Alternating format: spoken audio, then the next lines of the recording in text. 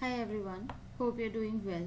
And today we will discuss about a new topic which is really very important because we got our 15th president Mrs. Draupadi Murmu और ये topic इसीलिए भी काफ़ी important हो जाता है बिकॉज जितने भी सिविल सर्विसेज एग्ज़ाम्स होते हैं, जितने भी गवर्नमेंट एग्ज़ाम्स होते हैं, जो करंट अफेयर से रिलेटेड जितने भी टॉपिक्स होते हैं वो उसके जितनी भी डिटेलिंग है, चाहे आप मेंस में ले लो चाहे आप प्री में ले लो, और उसमें इंटरव्यूज़ वगैरह में भी क्वेश्चन पूछने के चांसेस बहुत ज़्यादा होते हैं. तो first of all wish you very very congratulation to our respected president Mrs Murmu. और उनके जो भी लाइफ थी उसके बारे में आप ऑलरेडी आई थिंक बहुत सारी वीडियोस देख चुके हो, बहुत सारे न्यूज़ चैनल में देख चुके हो कि द्रौपदी मुर्मू कौन है और उनका जो भी स्ट्रगल रहा है. तो उसमें मैंने बस छोटी सी लाइंस दी हैं यहाँ पे. तो ये prime minister mister Narendra Modi is welcoming her. तो उनकी जो भी अर्ली लाइफ है उसके बारे में जस्ट बात करते हैं कि हाँ स्टार्टिंग क्या थी. तो द्रौपदी मुर्मू जो है उनका जो जन्म हुआ था 20 जून 1958 में हुआ था. और फर्स्ट ऑफ ऑल आप कह सकते हो कि इंडियन पॉलिटिशियन या फिर इंडियन सर्विंग वो कर रही हैं. तो 2000 सबसे पहले ये अभी 25 जुलाई को उन्होंने ओथ ली है and she is a member of Bharatiya Janata party. उसके अलावा अगर हम बात करते हैं कि ये इनका जो भी बैकग्राउंड है या कहाँ से आती हैं, तो एक इंडिजिनस ट्राइब्स कम्युनिटी से आती हैं ये. And she is first president female president who came from schedule tribe community that is indigenous. अगर हम बात करते हैं उससे पहले उनका जो भी वर्क रहा है या जो टेन्योर रहा है, so she was the governor of Jharkhand in between 2015 to 2021 and held various positions in the cabinet of government of Odisha because basically वो उड़ीसा से हैं. तो 2000 से 2004 तक उनका ये टेन्योर रहा है. उससे पहले she worked as a clerk in irrigation department. उससे पहले उसके बाद अगर हम बात करते हैं तो वो एज अ टीचर उन्होंने काम किया है. तो ये पूरा जो भी है जो उनका टेन्योर रहा है इट वॉज़ वेरी अप्रिशिएबल. सब लोग बहुत ज़्यादा अप्रिशिएट कर रहे हैं. तो ये उनकी अर्ली लाइफ थी. प्रेसिडेंट का टॉपिक हमारे लिए इम्पॉर्टेंट हो जाता है. तो मैं आपको प्रॉपर जो भी टॉपिक है टॉपिक में एंट्री करने से पहले मैं आपको फर्स्ट ऑफ ऑल कुछ फैक्ट्स दिखाना चाहती हूँ. सो अगर हम प्रेसिडेंट की बात करते हैं तो so these are my self made notes and if we talk about के क्यों मैंने क्योंकि मैं फर्स्ट ऑफ ऑल आपको ये प्री बेस दिखा रही हूँ कि प्री में जो जो फैक्ट्स आते हैं प्रेसिडेंट अगर हैं तो हेड ऑफ द एग्जीक्यूटिव हैं, और उसके अलावा और जो भी आर्टिकल्स हैं उससे रिलेटेड, उनके इलेक्शन से रिलेटेड क्वालिफिकेशन, और उसके अलावा इम्पीचमेंट से रिलेटेड उनकी और सैलरीज इमोल्यूमेंट. तो ये सारी चीज़ें जो आएंगी वो ओथ एंड अफर्मेशन. तो ये जो फैक्ट्स होंगे फर्स्ट ऑफ ऑल हमें ये कंप्लीट करना है. उसके बाद मैंने जो भी इलेक्ट्रॉनिक फॉर्म में जो इसके नोट्स प्रिपेयर किए हैं वो मैं आपको शो करूँगी. उसके बाद मेंस के लिए बिकॉज ये टॉपिक इस बार बहुत इंपॉर्टेंट हो जाता है. आई थिंक एटलीस्ट 2 लेक्चर्स लगेंगे इस टॉपिक को कंप्लीट करने में. तो फर्स्ट ऑफ ऑल हम जो मेन पॉइंट्स हैं उसके बारे में बात करते हैं.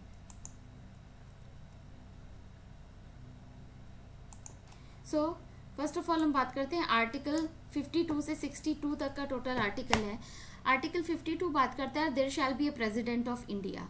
बिकॉज अगर हम प्रेसिडेंट की बात करते हैं तो इंडिया में जो है पार्लियामेंट्री सिस्टम है, और जैसे यूएस में है प्रेसिडेंशियल सिस्टम है. तो पार्लियामेंट्री सिस्टम में क्या होता है कि president head of the government होता है, but president is the nominal head of the government. अगर हम बात करते हैं बिकॉज जो प्राइम मिनिस्टर होती हैं, जो रियल पावर्स होती हैं वो प्राइम मिनिस्टर के हाथ में होती हैं, और काउंसिल ऑफ मिनिस्टर्स और प्राइम मिनिस्टर जो भी सजेशंस देते हैं तो प्रेसिडेंट के बिहाफ पे आप कह सकते हैं कि प्रेसिडेंट उस पर सिग्नेचर करते हैं और वो पूरे देश में लागू हो जाता है. तो ये एक आप कह सकते हो कि डिफरेंस है प्रेसिडेंशियल एंड पार्लियामेंट्री सिस्टम का.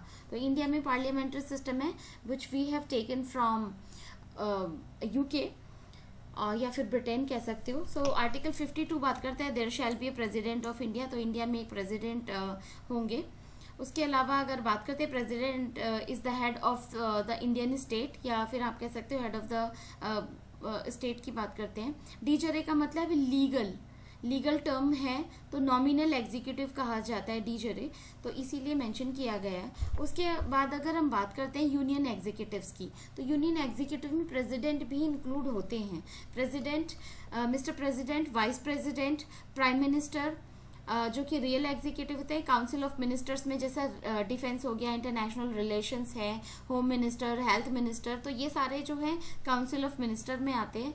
उसके अलावा अगर हम बात करते हैं अटॉर्नी जनरल ऑफ इंडिया, या फिर आप भारत सरकार का जो लॉयर होता है अटॉर्नी जनरल, तो ये सारे जो आते हैं वो एग्जीक्यूटिव, यूनियन एग्जीक्यूटिव में आते हैं। उसके अलावा अगर हम बात करते हैं आर्टिकल 53 की, आर्टिकल 53 बात करता है president is head of union, और या फिर सेंटर कह सकते हो, जो कि गवर्नमेंट है, तो जितने भी काम होते हैं प्रेसिडेंट के नाम से ही होते हैं। उसके अलावा अगर हम बात करें unity integrated represent by the president, because president जो होते हैं फर्स्ट सिटीजन हैं इंडिया के, और उसके अलावा अगर हम बात करते हैं तो वो एक इंटीग्रिटी को शो करते हैं, भारत को रिप्रेजेंट करते हैं पूरे वर्ल्ड में। He is first citizen of India and central या यूनियन गवर्नमेंट की बात करते हो, आर्टिकल 52 से 151 आर्टिकल आते हैं, जिसमें कि अगर आप बात करते हैं यूनियन गवर्नमेंट या सेंटर इंक्लूड होता है, तो जिसमें पार्लियामेंट होती है, लेजिस्लेचर, एग्जीक्यूटिव के जो आर्टिकल है 52 से 78 तक है, और जुडिशरी के जो पार्ट है, third part is judiciary. But अगर हम बात करते हैं एग्जीक्यूटिव पावर्स और उसके अलावा डिफरेंट पावर्स की, तो इसके बारे में हम बात करते हैं, बिकॉज एग्जीक्यूटिव पावर का मतलब हुआ कि प्रेसिडेंट जो है अपॉइंट करते हैं प्राइम मिनिस्टर को, अटॉर्नी जनरल ऑफ इंडिया को, and that determines his remuneration, appointment of controller and auditor general of India. उसके अलावा Indian chief election commissioner, chairman and member of UPSC, governor of states, chairman of and members of finance commission, because finance commission भी president के द्वारा ही बनाया जाता है। उसके अलावा अगर हम बात करते हैं, ये सारे जो अपॉइंटमेंट्स होते हैं, बिकॉज प्रेसिडेंट अकेले सारे काम नहीं कर सकते, प्रेसिडेंट को अपॉइंट करने के लिए किसी की हेल्प चाहिए होगी, किसी स्टाफ की हेल्प, तो आप कह सकते हो कि काउंसिल ऑफ मिनिस्टर्स और जो अदर एग्जीक्यूटिव्स होते हैं वो हेल्प करते हैं प्रेसिडेंट को, या तो प्रेसिडेंट अपॉइंट करते हैं एग्जीक्यूटिव्स को, या फिर उनके बिहाफ पे जो अदर स्टाफ या एग्जीक्यूटिव्स होते हैं वो अपॉइंट करते हैं सेंट्रल गवर्नमेंट में। चाहे आप सेंट्रल गवर्नमेंट में आईएएस ले लो, या उसके अलावा सेंट्रल गवर्नमेंट की जो भी जॉब्स होती हैं, उसके अलावा कैग हुआ, अटॉर्नी जनरल, और ये सारे जो भी अपॉइंटमेंट्स हैं वो प्रेसिडेंट के बिहाफ पर ही होते हैं। अगर हम क्वालिफिकेशन की बात करते हैं, आर्टिकल 58 बात करता है क्वालिफिकेशन की। सो क्वालिफिकेशन में मैं ये बहुत ही पॉइंटर्स में बता रही हूँ, क्योंकि ये प्री बेस्ड है।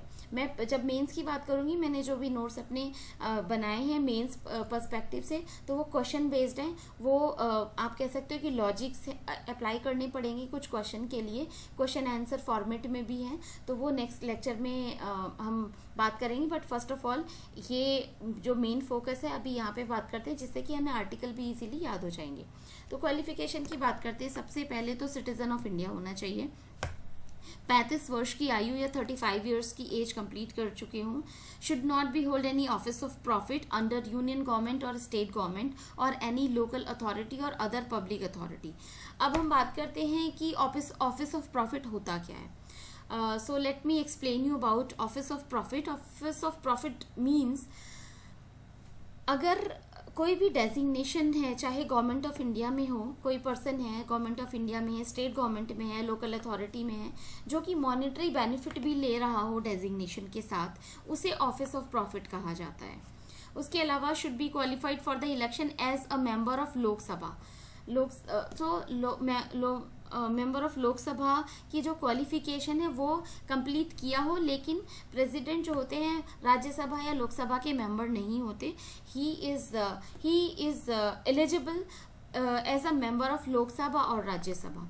उसके अलावा अगर हम बात करते हैं प्रपोजर की या फिर किस तरीके से इनका चुनाव होता है, तो ये मैंने बहुत सिंपल फॉर्म में लिखी हुई 2-2 लाइन, जिससे कि जब हम डिटेल में पढ़ेंगे तो हमें याद रहेगा कि हाँ ये चीज़ें हमने बहुत शॉर्ट में पढ़ी थी। तो सबसे पहले 50 जो हैं प्रपोजर्स होते हैं जो कि किसी कैंडिडेट को प्रेसिडेंट बनाना चाहते हैं, और 50 जो होते हैं सेकेंडर्स होते हैं, अनुमोदक।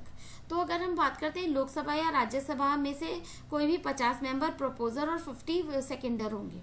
नॉमिनेशन की अगर हम बात करते हैं, nomination of a candidate for election to the office of president must be subscribed by at least 50 electorals और proposers और 50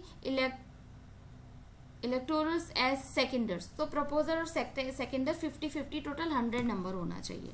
उसके अलावा अगर हम बात करते हैं सिक्योरिटी डिपॉजिट की, बिकॉज ऐसा तो नहीं है, क्योंकि ये बहुत प्रेस्टिजियस इलेक्शन है, तो ऐसा तो नहीं है कि किसी का भी मन किया और प्रेसिडेंट के इलेक्शन में आके अपने आप को नॉमिनेट कर दिया। तो उसकी वजह से जो भी फॉर्मेट है इस इलेक्शन का, उसमें कुछ प्रोसीजर्स फॉलो किए गए हैं। सिक्योरिटी भी उन्हीं में से एक है। सिक्योरिटी डिपॉजिट की जाती है 15,000 रुपये की आरबीआई में, जिससे कि होता है कि इसका पर्टिकुलर प्रोसीजर होता है कि अगर पर्टिकुलर वोट्स नहीं आते हैं तो ये ज़मानत जब्त हो जाती है। तो इलेक्शन कमीशन जो है इसको प्रॉपर इलेक्शन को कंप्लीट करवाते हैं। उसके अलावा रिटर्निंग ऑफिसर जो होते हैं, आरओ, आपने सुना होगा आरओ की पोस्ट भी अभी यूपीपीसीएस में आने वाली है। तो रिटर्निंग ऑफिसर होते हैं आरबीआई में, मतलब उनके थ्रू आरबीआई में जो सिक्योरिटी अमाउंट है 15,000 का डिपॉजिट किया जाता है। तो ये बात हो गई किस तरीके से इलेक्शन के लिए जो नॉमिनेशंस वगैरह होते हैं।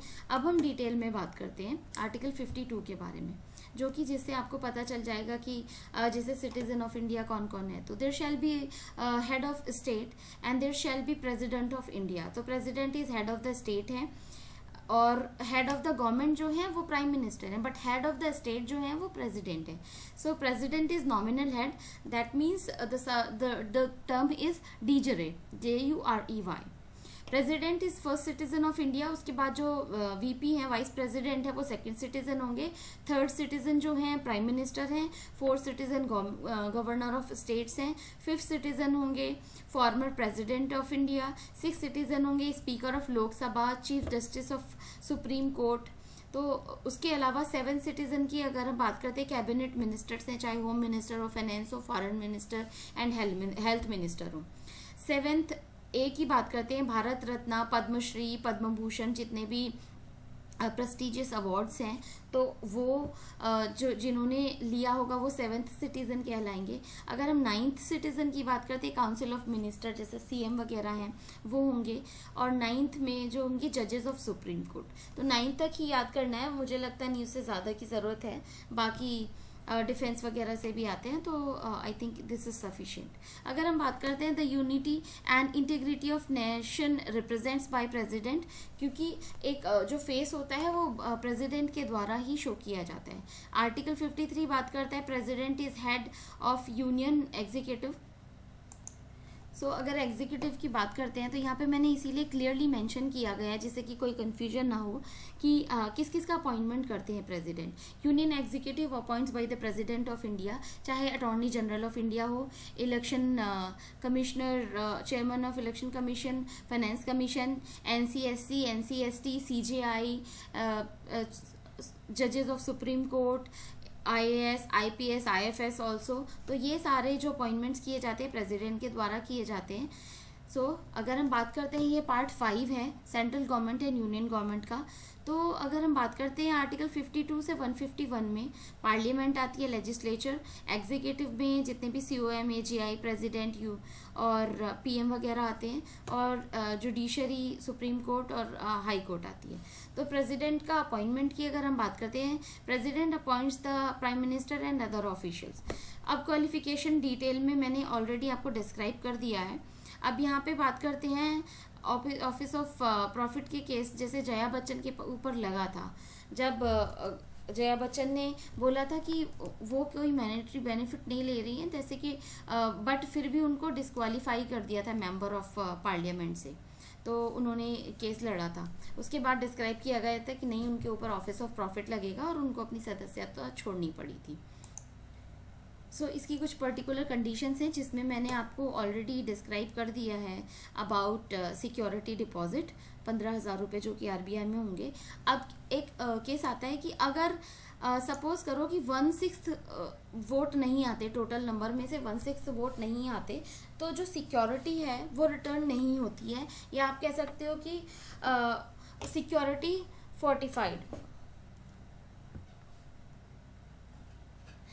क्योंकि जमानत जब्त हो जाती है। ऐसा क्योंकि ये प्रोसीजर है वैसे तो, ऐसा क्योंकि बहुत प्रेस्टिजियस इलेक्शन है, तो जैसे Mrs Draupadi Murmu and Mr Yashwant Sinha थे इस बार के नॉमिनेशंस के लिए, तो सिर्फ 2 ही कैंडिडेट्स थे, तो इस तरीके का नहीं होता। बट हाँ, फिर भी आप कह सकते हो कि टसल को कम करने, या फिर आप कह सकते हो कि सीरियसनेस इंक्रीज करने के लिए भी आप कह सकते हो ये क्लॉज लगाए गए हैं। बाकी प्रेसिडेंट ऑफिस कंडीशंस की बात करते हैं। आर्टिकल 59 बात करता है प्रेसिडेंट की ऑफिस कंडीशंस की। President should not be member of any house of the parliament, either house of parliament, आप कह सकते हो राज्यसभा और लोकसभा। उसके अलावा deemed to have vacate his seat in that house of the date on which he enters upon his office as president। और अगर suppose करिए कि वो मेंबर ऑफ पार्लियामेंट है भी, तो उसको इलेक्शन कंटेस्ट कर सकते हैं जब वो एज अ प्रेसिडेंट एंटर करेंगे प्रेसिडेंट हाउस में, तो उनको वो सीट वैकेट करनी पड़ेगी, एंड देन ओनली ही और she will be eligible for the post of president. He should not hold any office of profit, मैं एक्सप्लेन कर चुकी हूँ ऑलरेडी आपको कि ऑफिस ऑफ प्रॉफिट होता क्या है। He is entitled without payment of rent to the house of his official residence, जैसे जिसे राष्ट्रपति भवन कहते हैं, तो उनसे कोई किराया नहीं लिया जाता है। और उसके अलावा बात करते हैं president should reside eight Rashtrapati Bhavan, तो उनको राष्ट्रपति भवन में ही रहना होगा। President will not president will get the emolument allowances, उनका सैलरी नहीं होता, इमोल्यूमेंट होता है, that is decide by the parliament, determined और डिसाइड बाय द पार्लियामेंट। उसके अलावा president salary will not diminish during the tenure, अगर प्रेसिडेंट की जो सैलरी डिक्लेयर कर दी गई है तो उनके जो भी टेन्योर में राष्ट्रपति के, उसको कभी कम नहीं किया जा सकता है। उसके अलावा अगर हम बात करते हैं प्रेसिडेंट इलेक्शन की, तो हमने वो बात कर ली कि नॉमिनेशंस वगैरह क्या है। और प्रेसिडेंट इलेक्शन की अगर बात करते हैं तो आर्टिकल 54 बात करता है जैसे सेंटर और स्टेट में, ठीक है, सेंटर में राज्यसभा है, अपर हाउस एंड लोकसभा, तो उसमें क्या होगा कि राज्यसभा के मेंबर्स वोट करेंगे, लोकसभा के मेंबर्स भी वोट करेंगे, राज्य के जो भी रिप्रेजेंटेटिव्स है लोकसभा के। स्टेट के जो लेजिस्लेचर एमएलसीज वोट नहीं करते इसमें। स्टेट लेजिस्लेचर में जो लोअर हाउस है विधानसभा के मेंबर्स वोट करते हैं, तो ये 3 वोट करेंगे, बट एमएलसीज वोट नहीं करेंगे, या फिर स्टेट लेजिस्लेटिव में जो स्टेट लेजिस्लेटिव काउंसिल है उसके मेंबर्स वोट नहीं करते हैं। सो अपार्ट फ्रॉम दिस अगर हम बात करते हैं elected members of both the houses of parliament will participate, the elected members of legislative assemblies, उसके अलावा no nominated members will participate, जो भी नॉमिनेट किए जाते हैं 12 मेंबर्स वो इसमें इलेक्शन में पार्टिसिपेट नहीं करते हैं, जो कि स्पेशल फील्ड से आते हैं तो वो इसमें पार्टिसिपेट नहीं करते हैं। अगर हम बात करते हैं यूनियन टेरिटरीज़ की, तो यूनियन टेरिटरीज़ में सिर्फ दिल्ली एंड पुडुचेरी को और जम्मू कश्मीर को ये राइट्स हैं कि वो इसमें इलेक्शन में पार्टिसिपेट करेंगे। और अगर इलेक्शन की बात करते हैं इलेक्टेड मेंबर्स ही वोट देंगे इसमें, जैसे मेंबर ऑफ पार्लियामेंट। बिकॉज अगर हम बात करते हैं जम्मू कश्मीर, पुडुचेरी एंड दिल्ली की, तो these are the union territories जिनका खुद का लेजिस्लेचर है या फिर चीफ मिनिस्टर और गवर्नमेंट है, इसीलिए उनको अपॉर्चुनिटी दी जाती है कि they can give the vote in the election of president. Nomination की बात करते हैं, नॉमिनेटेड मेंबर्स हैं तो राज्यसभा और लोकसभा से, तो ये जैसे अभी के लिए ये जो 2 लोकसभा में थे वो ख़त्म कर दिए हैं, बट जो 12 मेंबर्स हैं राज्यसभा में, एंग्लो इंडियंस की जो पोस्ट थी वो ख़त्म करी गई है, तो राज्यसभा में आते हैं, लोकसभा में आते थे, बट राज्यसभा में जो 12 मेंबर्स हैं वो इसमें पार्टिसिपेट नहीं करते हैं। उसके अलावा अपॉइंटमेंट की बात करें, जब सबकी सहमति से राष्ट्रपति की नियुक्ति की जाती है। Process of president election, article 55 बात करता है प्रोसेस ऑफ प्रेसिडेंशियल इलेक्शन की। तो एक इसका जो प्रोसीजर है सिंपल ही है, बहुत ज़्यादा इसमें एज सच बहुत घुमाने वाली बात नहीं है। सो सबसे पहले बात करते हैं प्रोपोर्शनल रिप्रेजेंटेटिव मेथड, जिसमें क्या होता है कि सबसे पहले वैल्यू ऑफ MP MLA, जैसे कि एक्स है, सपोज करो हरियाणा, यूपी एटसेट्रा, तो कहीं कहीं पे तो पॉपुलेशन वाइज भी रिप्रेजेंटेशन होगा, तो उसके हिसाब से किया जाता है कि जो MLA हैं, इलेक्टेड जितने भी मेंबर्स हैं और टोटल पॉपुलेशन इंटू 1/100 से इसको पहले कैलकुलेट किया जाता है MLA का जो भी रिप्रेजेंटेशन होगा, जैसे 1971 में ऐसा होता था। ठीक है, तो MLA का जो मतलब कितने MLAs का रिप्रेजेंटेशन है, तो इलेक्टेड जितने भी मेंबर्स हैं ऊपर पॉपुलेशन उस स्टेट की इंटू 1/100, ठीक है, तो वो वैल्यू आ जाएगी। सिंगल ट्रांसफरेबल वोट की अगर हम बात करते हैं, मोर देन 51% वोट अगर ले आएंगे तब इसको कहते हैं सिंगल ट्रांसफरेबल वोट में, कि वो दूसरे कैंडिडेट, जैसे सपोज करो कि कैंडिडेट ए है, कैंडिडेट बी है और कैंडिडेट सी है, ठीक है, तो कैंडिडेट ए को मिले 40% वोट, कैंडिडेट बी को मिले 20% वोट एंड कैंडिडेट सी को मिले 10% वोट एंड कैंडिडेट जो डी है उसको भी मिले 30% वोट। तो जो सबसे कम जो वोट मिले हैं कैंडिडेट सी को, उसका जो वोटिंग्स होगी वो डिस्ट्रीब्यूट कर दी जाएगी दूसरे मेंबर्स को, तो ये यहाँ से इनको कैंसिल कर दिया जाएगा। सो 1971 के सेंसस के हिसाब से तो जो मैंने यहाँ पे एक्सप्लेन किया है वो चल रहा था, बट अभी क्या है क्योंकि अब बहुत सारे स्टेट्स ये भी बोल रहे हैं कि अगर हमारी पॉपुलेशन अगर नहीं बढ़ रही है तो इसमें हमारी तो कोई गलती नहीं है, तो हमारा रिप्रेजेंटेशन भी प्रॉपर होना चाहिए। तो अभी क्या होगा कि ये जो है 2026 से चेंज होगा, जब नेक्स्ट ईयर के जो इलेक्शंस होंगे उसमें चेंज होगा। ये अभी के लिए तो सेम ही प्रोसीजर फॉलो हो रहा है, जैसे कि MP यहाँ पे मेंशन किया मैंने y/543 + 236, तो ये टोटल हुआ MP का वैल्यू। अब यहाँ पे क्या MLA की जो वैल्यू थी, टोटल पॉपुलेशन ऑफ स्टेट, ठीक है, total member of elected members in the state legislative assembly into 1/100। तो जो कन्फ्यूजन था यहाँ पे सिंपली कंप्लीट हो गया है कि टोटल पॉपुलेशन ऑफ स्टेट, ठीक है, टोटल आई थिंक इस फॉर्मूले में मैंने कुछ, हाँ ये फॉर्मूला कुछ गड़बड़ है, ये वाला फॉर्मूला देखिए आप, MLA ये वाला formula, total population of state, total member of elected members in the state legislative assembly, उसके बाद इंटू 1/1000,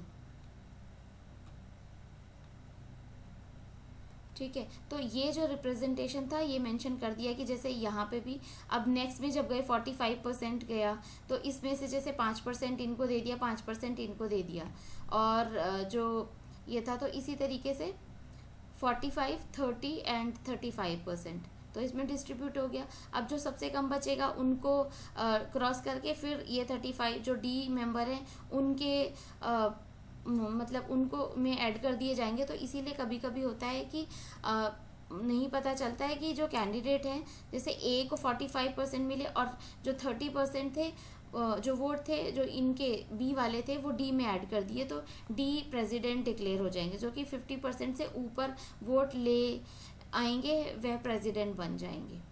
तो यही प्रोसीजर है यहाँ पे कि इनको जो डी कैंडिडेट है उनको एज अ प्रेसिडेंट डिक्लेयर कर दिया जाएगा। Value of vote an MLA, total population of state, total number of members, elected members in SLA, state legislative assembly into 1/100। अब value of an MP, total value of voters of MLA upon total members of elected, upon total members of elected members of parliament, ये होंगे। तो MP y/543 + 233, तो जो भी score होगा who score 51% voting will be elected as the president of India. अब अगर हम इम्पीचमेंट की बात करते हैं, आर्टिकल 61 इम्पीचमेंट की बात करता है। So in the constitution of India the impeachment word की अगर बात करते हैं, महाभियोग या फिर राष्ट्रपति को हटाया जाना, तो उसके जो कुछ पैरामीटर्स हैं, अगर हम आर्टिकल 61 की बात करें तो the constitution, so president can be remove from office by process of impeachment for violation of constitution, क्योंकि कॉन्स्टिट्यूशन का अगर वायलेशन होता है तो प्रेसिडेंट का इम्पीचमेंट को इनिशिएट किया जाता है। या फिर आप बात करो सुप्रीम कोर्ट, हाई कोर्ट जजेस, दे आर जैसे कि इनको भी, सुप्रीम कोर्ट के जजेस और हाई कोर्ट के जजेस को भी प्रेसिडेंट की तरह ही इम्पीच किया जाता है, तो सेम प्रोसीजर है इनका भी। Any house of the parliament या किसी भी हाउस में इनिशिएट किया जा सकता है इम्पीचमेंट का procedure. The member who initiate the impeachment process would get, जो भी कंसेंसस है या सहमति होगी, 1/4 मेंबर्स ऑफ द हाउस अगर हो जाते हैं या सहमति मिल जाती है 1/4 मेंबर्स ऑफ द हाउस, तो इम्पीचमेंट का प्रोसेस स्टार्ट हो जाएगा। उसके अलावा अगर हम बात करते हैं, president would get notice for 14 days, अपने जो भी टेन्योर में 14 दिन का उनको नोटिस दिया जाता है। If Lok Sabha initiate impeachment resolution then it will pass by special majority. तो स्पेशल मेजॉरिटी का मतलब होता है total member of parliament and into 1/3, 2/3। तो ये 2/3 majority is like a tough majority, तो इतना इजी नहीं होता। अगर हम आर्टिकल 71 की बात करते हैं यहाँ पे, so the end any dispute in the election of president, जैसे कि कहीं कहीं पे होता है कि किसी के उनको कुछ फील हो रहा है कि हाँ डिस्प्यूट हुआ है इलेक्शन में, तो आर्टिकल 71 बात करता है। And if any dispute in the state election of president and VP, then candidate can appeal in supreme court within 30 days after declaration of the result. तो 30 डेज में result declare होने के 30 days के अंदर अंदर वो supreme court में जा सकती हैं कैंडिडेट, अगर उनको कोई ऑब्जेक्शन है कि दूसरे कैंडिडेट को एज अ प्रेसिडेंट डिक्लेयर कर दिया है। तो the resolution give to Rajya Sabha and Rajya Sabha will initiate investigate the matter, क्योंकि ऐसा नहीं होता कि इम्पीचमेंट आपने कर दिया तो राज्यसभा और लोकसभा में ये जो पूरा मैटर होगा इन्वेस्टिगेट होगा कि हाँ क्यों इम्पीचमेंट का प्रोसेस स्टार्ट हो रहा है। President have the right to appear and उनको 90 मिनट्स का जो भी टाइम दिया जाएगा अपना पक्ष रखने के लिए। If Rajya Sabha pass the resolution for special majority then impeachment has been passed, president will give written resignation to vice president. Till now no president has been impeached, तो अभी तक बिकॉज इतनी प्रेस्टिजियस पोजीशन है कि उसको अभी तक तो इंडिया में ऐसा नहीं है, और भगवान ना करे कभी ऐसा हो। सो नीलम संजीवा रेड्डी के साथ ऐसा हुआ था कि शायद उनके ऊपर लग सकता था, but the who was the first president whom impeachment has been initiated but failed, तो उनके अगेंस्ट हुआ था बट वो फेल हो गया था। आर्टिकल 62 की बात करते हैं, इफ प्रेसिडेंट इज एब्सेंट, या फिर अगर हम वैकेंसी की बात करते हैं, the time to hold election to fill vacancy into the office of president. उसके अलावा vice president will take the charge, या फिर उनके टाइम प्लेस पे काम करेंगे। उसके अलावा अगर वीपी भी प्रेजेंट नहीं है तो chief justice of India as a president work करेंगे। और अगर जैसे यहाँ पे चीफ जस्टिस ऑफ इंडिया भी नहीं है तो सीनियर मोस्ट जज ऑफ सुप्रीम कोर्ट काम करेंगे उसमें। So I mean as a president काम करेंगे। तो जब इन आप एग्जाम्पल ले सकते हो कि chief justice of India Hidayatullah worked as acting president, और जैसे वीपी नहीं थे तो उसके अलावा Zakir Hussain, Fakhruddin Ali Ahmed died within office matter related to the election. तो ये सारा चीज़ें, Fakhruddin Ali Ahmed died in office, तो ये उन्होंने जाकिर हुसैन ने उनको I mean they acted as the president. Article 71 मैंने आपको एक्सप्लेन कर दिया कि 30 दिन के अंदर अंदर कोई ऑब्जेक्शन होता है तो 30 दिन के अंदर अंदर ऑब्जेक्शन को जाके सुप्रीम कोर्ट में अपना जो भी फाइल कर सकते हैं केस। अगर बात करते हैं जैसे प्रणब मुखर्जी के जब उनको डिक्लेयर किया गया था So Pranab Mukherjee versus P.A. Sangma. तो when Pranab Mukherjee became president तो उन्होंने पी ए संगमा को हुई थी प्रॉब्लम इस तरह की. सो अगर आर्टिकल 61 में 62 की बात करती है, president is vacate then VP will act as president and he will take salary as an acting president. If VP is vacate then CJI will act as president and election of president will be held within 6 month. तो 6 महीने के अंदर अंदर ये election complete करवाया जाएगा. Oath affirmation की बात करते हैं तो आर्टिकल 60 जो है प्रेसिडेंट की ओथ की बात करता है. एंड अफर्मेशन प्रेसिडेंट की ओथ जो दिलाते हैं वो चीफ जस्टिस ऑफ इंडिया दिलाते हैं. And he is protector of the constitution अगर हम सीजीआई की बात करते हैं. To faithfully execute the office, to preserve protection and defend the constitution of law, to devote himself to the service and well-being of the people of India, to fulfill wishes of the people. तो ये जो होंगी oath, आप कह सकते हो कि ये सेंटेंसेस हैं. If CGI absent then senior most जज विल परफॉर्म दिस. जो कि ओथ दिलाई जाती है सीनियर मोस्ट जज दिलाएंगे अगर CGI एब्सेंट होते हैं. तो आर्टिकल 56 की बात करते हैं तो टर्म ऑफ प्रेसिडेंट है, वैसे 5 years का होता है according to article 56 of the constitution. When president enters in the office. अगर उसके अलावा बात करते हैं प्रेसिडेंट इमोल्यूमेंट की, तो आर्टिकल 59 प्रेसिडेंट के इमोल्यूमेंट की बात करता है. अभी के लिए मैंने अपडेट नहीं किया है, तो सैलरी एक बार देख लेंगे कि प्रेसिडेंट की सैलरी एज सच पूछी नहीं जाती है, बट हमें जस्ट जनरल नॉलेज में हमें पता होनी चाहिए. बट ये मिस्टर कोविंद की सैलरी थी. So article 15 condition of president office की बात करें. पेंशन की अगर बात करते हैं 50% ऑफ द सैलरी उनका जो भी होगा तो कंसोलिडेटेड फंड से उनको पेंशन दी जाएगी. 50% जो इमोल्यूमेंट उनको मिल रहा है तो वो दिया जाएगा. आर्टिकल 57 बात करता है can president reappointment. Yes, president can reappoint. So president can reappoint any time. Eligibility of the reappointment of the president का जो टेन्योर है ख़त्म होने के 6 मंथ्स पहले से रीअपॉइंटमेंट का प्रोसीजर स्टार्ट हो जाता है. उसके अलावा अगर हम बात करते हैं फंक्शंस ऑफ प्रेसिडेंट की, तो बहुत सारी जो भी पावर्स हैं, एग्जीक्यूटिव पावर है, लेजिस्लेटिव है, judiciary, military power, emergency power, pardon power, ordinance and diplomatic power and financial power. So ये सारी पावर्स हैं जो कि प्रेसिडेंट क्या आप कह सकते हो कि फंक्शंस ऑफ प्रेसिडेंट है. एग्जीक्यूटिव पावर की अगर आप बात करते हैं तो अपॉइंटमेंट से रिलेटेड है. वो प्रेसिडेंट की जितनी भी अपॉइंटमेंट्स हैं तो उनका डिटेलिंग मैं ऑलरेडी आपको दे चुकी हूँ, तो इसको आप देख सकते हो. NCSTs और जितने भी कैग, अटॉर्नी जनरल और उसके अलावा एक चीफ इलेक्शन कमिश्नर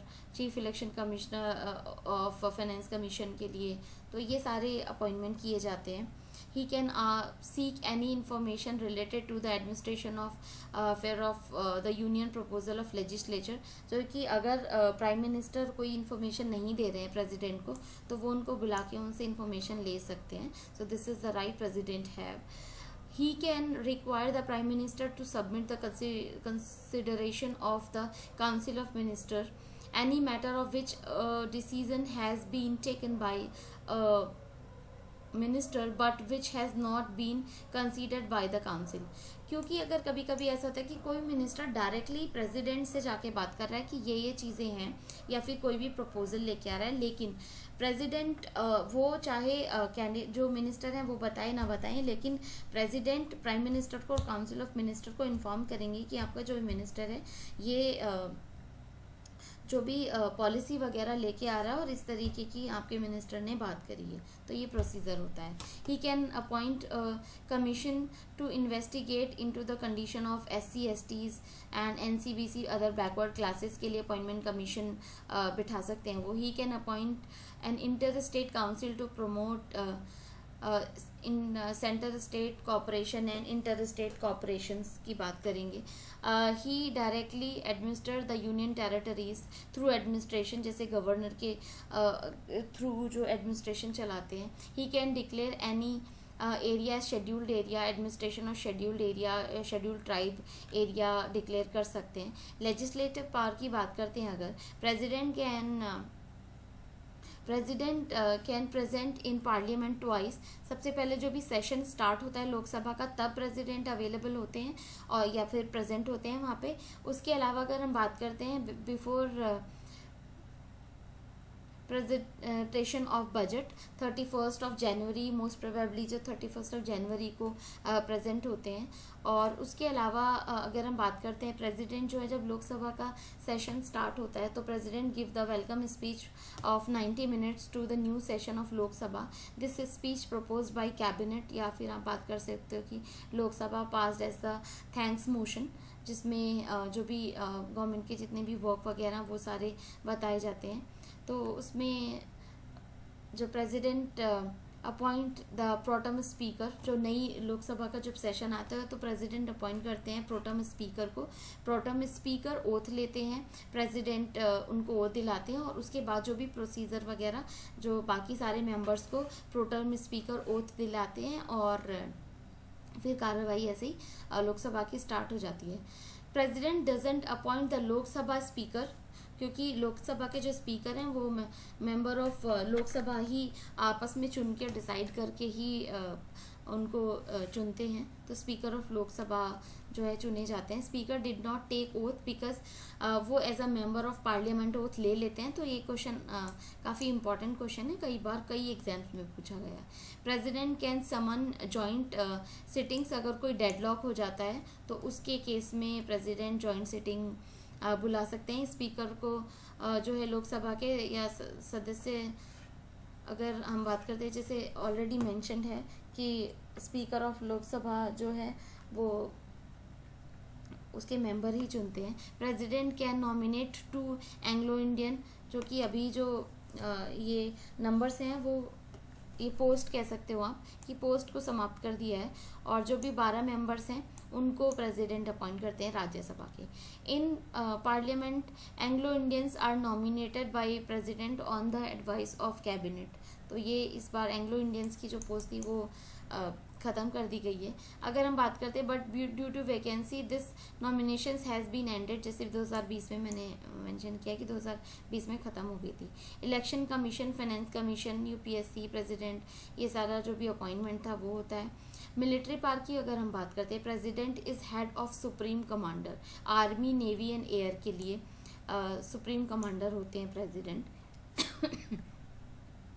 क्योंकि प्रेसिडेंट जो है प्राइम मिनिस्टर की एडवाइस पे जो भी डिसीजंस होते हैं वो या काउंसिल ऑफ मिनिस्टर की एडवाइस पे लिया जाता है। तो अगर हम सीडीएस की बात करते हैं तो इसमें mainly ministry of home affairs, ministry of economic affairs, development, human resource, finance, defence. तो ये जो डिफेंस हैं वो जितनी भी इंफॉर्मेशंस होती है प्राइम मिनिस्टर को देते हैं। और chief of defence system NSC जो कि अजीत डोभाल जी हैं, वो जो भी एडवाइस देते हैं वो प्राइम मिनिस्टर, और ये जो भी एडवाइस होती है वो advice council of minister and prime minister president को डेलीगेट करते हैं, और उसी के according president give the orders, आप कह सकते हो कि ऑर्डर्स, और जो भी उनकी एडवाइस पे ही काम करते हैं।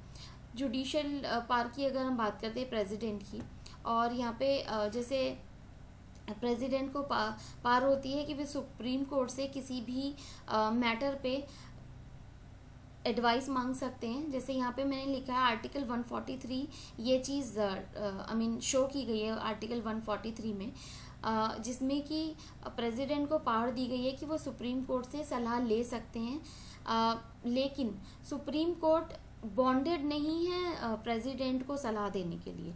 आर्टिकल 50 जो बात करता है दोनों ही फ्री हैं। अगर हम बात करते हैं आर्टिकल 53 की, राष्ट्रपति राष्ट्रहित में जितनी भी जो भी सलाह देने के लिए आप कह सकते हो कि सुप्रीम कोर्ट बाध्य है, क्योंकि अगर राष्ट्रहित में है और प्रेसिडेंट को जो एडवाइस है वो लेनी है तो वो आर्टिकल 50 में ले सकते हैं। सुप्रीम कोर्ट एडवाइजरी पावर की अगर हम बात करते हैं 143 की, president can ask advice to supreme court but supreme court is not bound and president is not bound, but if there is question of national security then supreme court is bound to give the advice.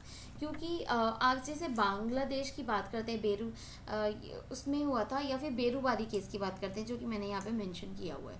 Berubari case 1960 में president has taken the advice from supreme court कि क्या Indian government संसद में पाकिस्तान को land दे सकती है, जबकि dispute हुआ था जो कि लैंड सेटलमेंट के लिए। तो तब सुप्रीम कोर्ट ने पूछा, प्रेसिडेंट ने सुप्रीम कोर्ट से पूछा था। डिप्लोमेटिक पावर की बात करते हैं, जो भी राजदूत शक्तियाँ हैं इंटरनेशनल लेवल पे, जितने भी एम्बेसडर्स होते हैं, तो वो प्रेसिडेंट के बिहाफ पे या प्रेसिडेंट के नाम पे ही जितनी भी ट्रीटीज़ होती हैं प्रेसिडेंट के नाम पर ही साइन होती हैं। All international treaties, diplomatic ambassadors meetings are done in the name of president. उसके अलावा वीटो पावर की बात करते हैं कि वीटो पावर होता क्या है, क्योंकि ये मैं आपको बहुत क्विकली बता रही हूँ, बट जो मैं डिटेल में बात करेंगी तो अभी आई थिंक 1.5 आवर की क्लास और होगी जिसमें कि काफ़ी डिटेल में मैंने एक्सप्लेन किया है, तो वो मैं आपको अभी शो कर दूंगी। वीटो पावर की बात करते हैं तो ये मैंने हिंदी में इसलिए लिखा है कि ताकि आपको कन्फ्यूजन ना हो, because otherwise I can explain in English also, but this is like the dual language which I am using। तो इसमें क्या होता है कि जिसमें वीटो पावर में होता है कि जिसके पास वीटो पावर होती है उसके पास संपूर्ण शक्तियाँ होती हैं। वीटो पावर का मतलब ही होता है। बट यहाँ पे क्या कि वीटो पावर में वीटो जो है यहाँ पे 3 तरह की वीटो है प्रेसिडेंट के पास, pocket veto, suspensive veto and qualified veto. तो पॉकेट वीटो की बात करते हैं ना, तो पॉकेट वीटो एक ऐसी पावर होती है, सपोज करो कि कोई ऑर्डिनेंस आया या फिर कोई भी बिल पास हुआ है लोकसभा और राज्यसभा से, वो प्रेसिडेंट के पास आ गया, प्रेसिडेंट को बहुत सारे क्लॉजेस में पसंद नहीं आ रहे हैं, तो प्रेसिडेंट चुपचाप उनको अपनी पॉकेट में डालेंगे और अनसर्टेन टाइम के लिए बैठ जाएंगे, तो ये पॉकेट वीटो होता है। एब्सोल्यूट वीटो की बात करते हैं कि 3 मंथ्स आप कह सकते हो कि तक रख सकते हैं एब्सोल्यूट वीटो को। और सस्पेंसिव वीटो की बात करते हैं, संसद को जो बिल है, बिल में जो भी एडिटिंग के लिए वापस भेज दिया जाता है तो उसे सस्पेंसिव वीटो कहा जाता है, कि जिसमें कुछ प्रॉब्लम्स हैं, कुछ पॉइंट्स हैं जिसको अमेंड किया जा सकता है, उसको अमेंड करके और तब उसके बाद आप मुझे वापस भेजिए अपना कंसेंट देने के लिए, एसेंट देने के लिए। क्वालिफाइड वीटो की बात करते हैं, भारत के संबंध में यह है नहीं है, यूएसए के जो प्रेसिडेंट है वो यूज़ करते हैं। तो इंडिया में आप बात करोगे 3 वीटोज़ हैं, pocket veto, absolute veto and suspensive veto. तो पॉकेट वीटो में मैंने एक्सप्लेन कर दिया आपको, तो प्रेसिडेंट ना तो हाँ करते हैं और ना ही ना करते हैं। एब्सोल्यूट वीटो में 3 मंथ्स तक का टाइम होता है, तो उसके बाद अगर प्रेसिडेंट एब्सोल्यूट वीटो में अगर वो बिल पे अपना एसेंट नहीं देते हैं तब भी बिल पास ही माना जाएगा।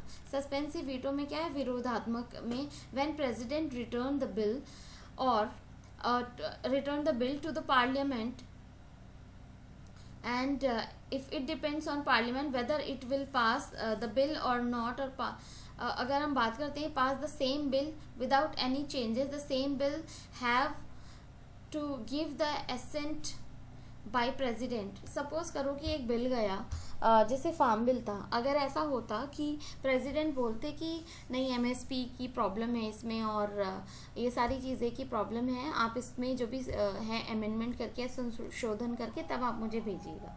लेकिन पार्लियामेंट क्या डिसाइड करती है कि नहीं, राज्यसभा और लोकसभा के जो भी मेंबर्स है वो पार्लियामेंट डिसाइड करती है कि नहीं इसमें कोई चेंज नहीं करेंगे, तब प्रेसिडेंट बॉन्डेड हैं अपना एसेंट देने के लिए, कि वहाँ पे सेकंड टाइम में उनको ये प्रिविलेज नहीं होगा सस्पेंसिव वीटो का, ये सिर्फ प्रेसिडेंट एक बार यूज़ कर सकते हैं।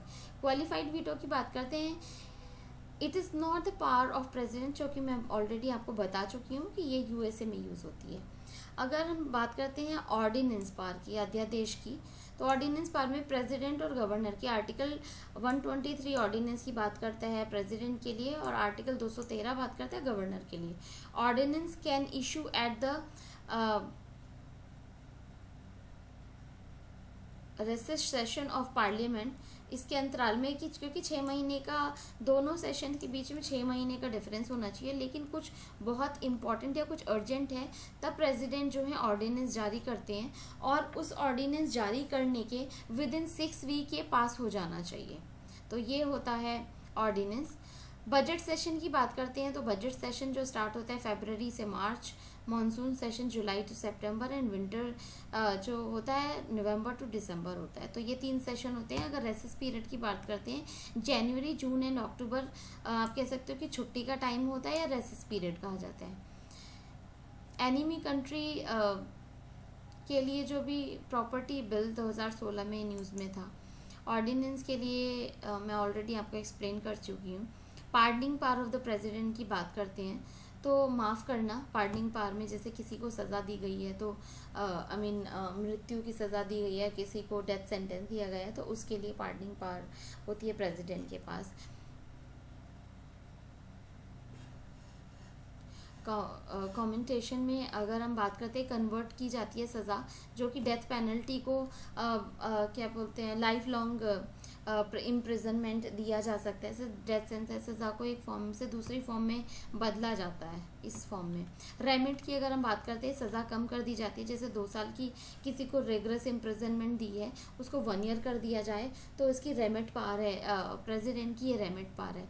रेस्पाइट में क्या होता है कि विशेष अवस्था में माफ़ कर दिया जाता है। कोई प्रेग्नेंट लेडी है, फिज़िकली डिसेबल्ड है और उसने कुछ ऐसा मतलब किया है कि उसको मीन सज़ा दी गई थी, तो उसको भी रेस्पाइट किया जा सकता है। रिस्पेयर में क्या होगा, रिप्राइव में क्या होगा, फांसी लगने वाली है तो उस पर टेम्परेरी ड्यूरेशन के लिए रोक लगा दी जाए, उसे रिप्राइव कहा जाता है। इमरजेंसी पावर में अगर हम बात करते हैं, इमरजेंसी का एक पर्टिकुलर बहुत बड़ा टॉपिक है तो हम यहाँ पे कवर नहीं करेंगे इसको। एंड आई थिंक चीज़ें आपको बहुत अच्छे से क्लियर हो गई होंगी। फाइनेंशियल पावर भी हम उसी में ही बात कर लेंगे। तो ये नेशनल इमरजेंसी, जैसे आर्टिकल 352 बात करते हैं नेशनल इमरजेंसी की, और आर्टिकल 356 बात करता है प्रेसिडेंट रूल की, आर्टिकल 360 बात करता है फाइनेंशियल इमरजेंसी की। So this was all about emergency. Financial power की अगर हम बात करते हैं, गवर्नर की जो भी पार्डनिंग, तो ये हम बात करें बाद में बात करेंगे जो भी फाइनेंशियल पावर थी। अगर हम गवर्नर की बात करें, पार्डनिंग पावर आर्टिकल 161 में governor can not pardon death sentence, क्योंकि ये सिर्फ प्रेसिडेंट को दिया गया है।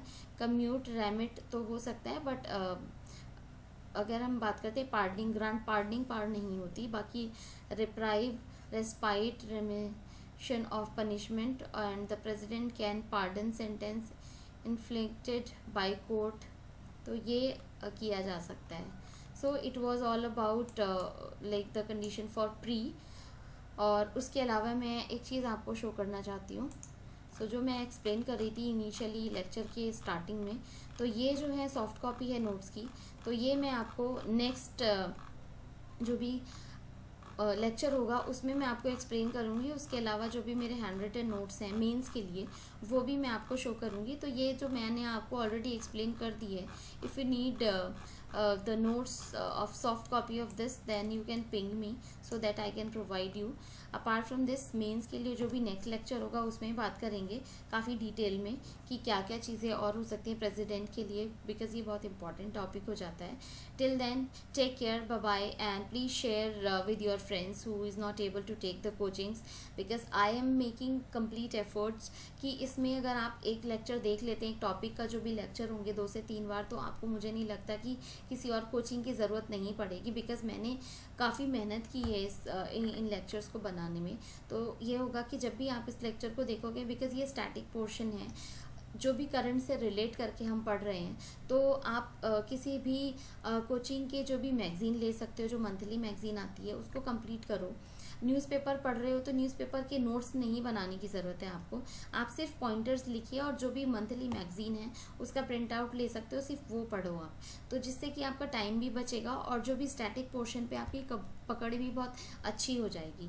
So this was my suggestion, and it's up to you whether you are following or not, or whether you're liking or not, but yes, this is my request that please share and subscribe the channel, share with your friends जो कि coaching नहीं ले सकते, शायद मैं उनकी help कर पा रही हूँ।